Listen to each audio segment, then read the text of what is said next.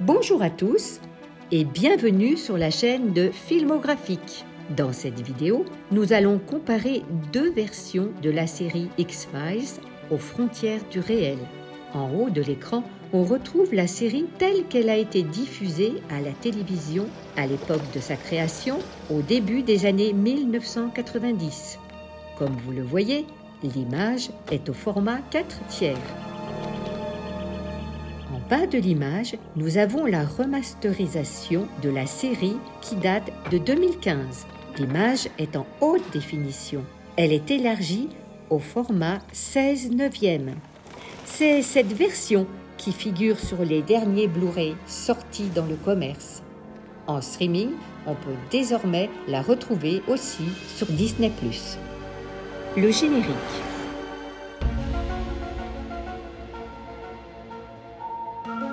En regardant bien les écritures utilisées dans le générique du début de la série, vous remarquerez que leurs polices ont changé.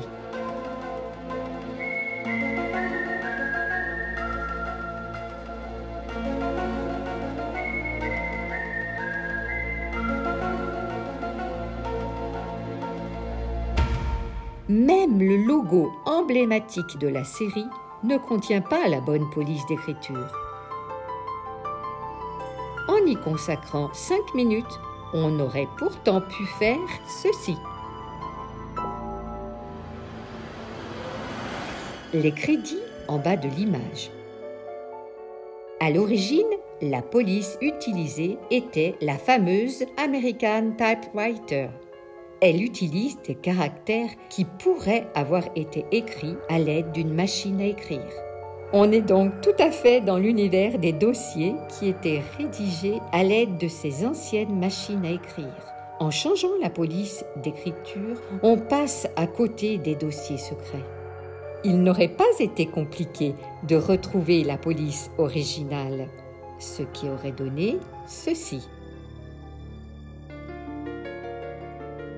Il les a étouffés, noyés, mis dans des chambres de compression. Tout ça au nom de la science. Avec Van Braun, il a contribué à notre conquête de l'espace. Grâce en partie à ses découvertes sur le vol en haute altitude, les Américains ont pu arriver sur la Lune avant les Soviétiques. Un pas de géant pour l'humanité.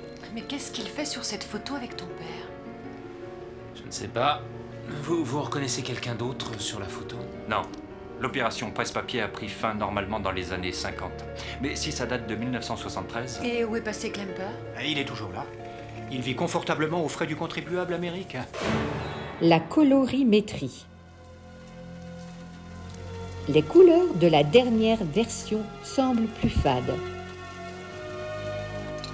On perd en brillance. On aurait pourtant pu faire ceci. Victor Klemper? Oui. Mon nom est Fox Mulder et voici Dana Scully. Ton nom est Mulder? Oui. Vous connaissiez mon père, je crois. Qu'est-ce que vous voulez? Quand vous êtes venu dans ce pays, vous avez travaillé pour notre gouvernement. Je suis vieux, maintenant l'histoire me laisse indifférent. Parce qu'elle vous a échappé? Ou parce que vous lui avez échappé? Freud, Salk, Crick, Watson, tels sont les noms que la postérité célébrera durant le 3e millénaire parce que c'était de grands savants. Mais Klemper, on s'en souviendra pas plus que d'un boucher. C'est que la postérité vous aura rendu justice. Le doublage en version française. What do you think your father would have been doing here? I don't know. I never came home wearing a miner's cap. À l'origine, la technique obligeait de poser le doublage français sur une version légèrement accélérée par rapport à la version originale. Qu'est-ce que ton père pouvait bien faire ici? Je n'en sais rien. Je ne l'ai jamais vu porter un casque de mineur. What do you think your father would have been doing here? I don't know.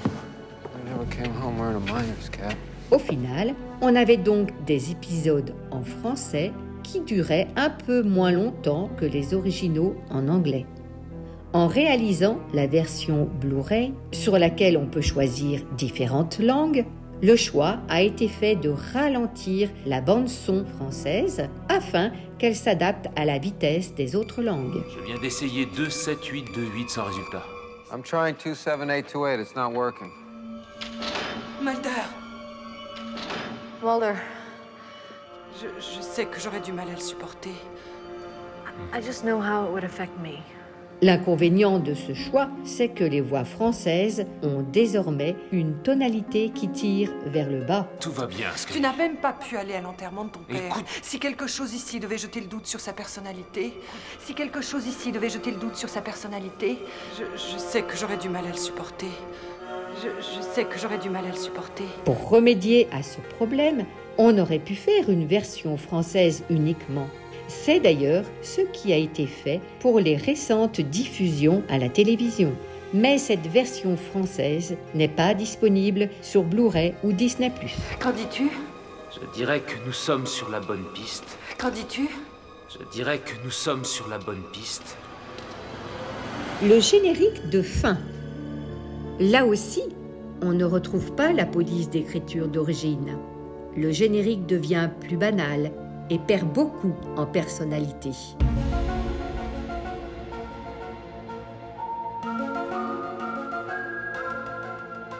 Il n'aurait pas été compliqué de retrouver la police originale, ce qui aurait donné ceci.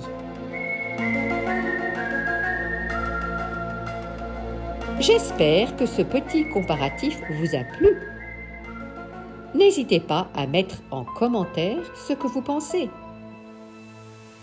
N'oubliez pas de vous abonner à cette chaîne. Au revoir. À bientôt.